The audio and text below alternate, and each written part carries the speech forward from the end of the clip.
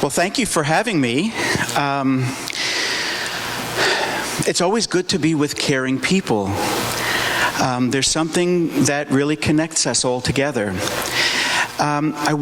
Bethesda Project began 35 years ago, and our mission is to seek out the abandoned poor and to be family with those who have none.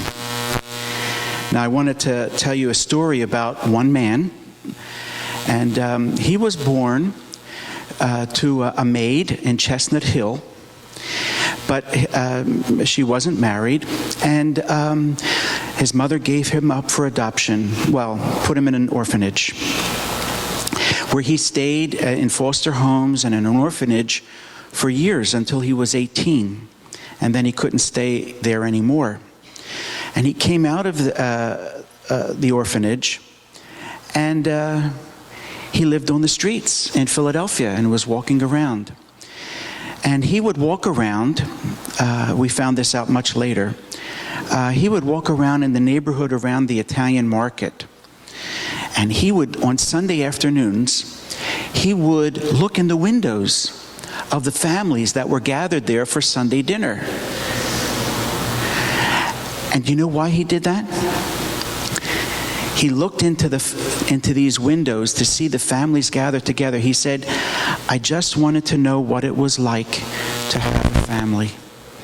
Can you imagine? You have a family. God bless you. Thank you. Yes. But this man didn't have a family. And he was on the streets for many years, and one of the difficulties he had was a drinking problem. But eventually he came to stay with us, and we became his family. In fact, we accompanied him. He became a part of our staff, actually, but then eventually he got very sick and he died in the hospital, but we were there with him. So there are people in our society who don't have a caring family, who don't have a loving family to look after them. And Bethesda Project is committed to being a caring family for those who have none, particularly the mentally ill and those who are suffering from substance abuse. I want to share just two things of the inspiration that began Bethesda Project. One, in the scriptures, there's a passage, and I was praying with some people one day, and we said, God, what do you want us to do? And we just opened our Bibles randomly. We kind of just flipped them open, and of the 7 people who opened their Bibles that way, guess what? 3 of us opened to exactly the same chapter of the same book of the Bible. It was Isaiah chapter 58. And that reads, I'll paraphrase, but it's true to the meaning, don't give me phony pious practices. If you want to please me, share your bread with the hungry, shelter the homeless poor.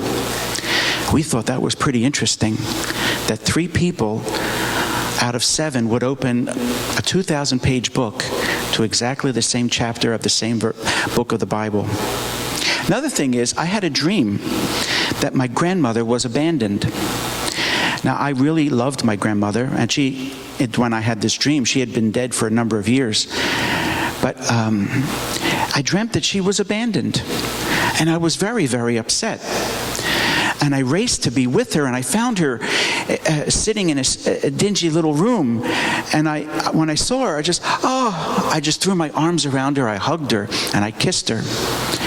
And I woke up, my heart was pounding, ba-bum, ba-bum, ba-bum.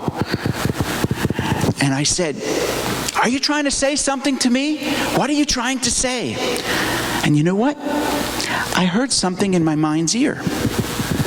I heard, Dominic, if you're really, the way you're upset at the thought of your grandmother being abandoned is the way you should be upset at the thought of anyone being abandoned. Where did that voice come from? I kind of think it comes from God. Well, anyway, there were all kinds of inspirations, and this group that I was leading, we decided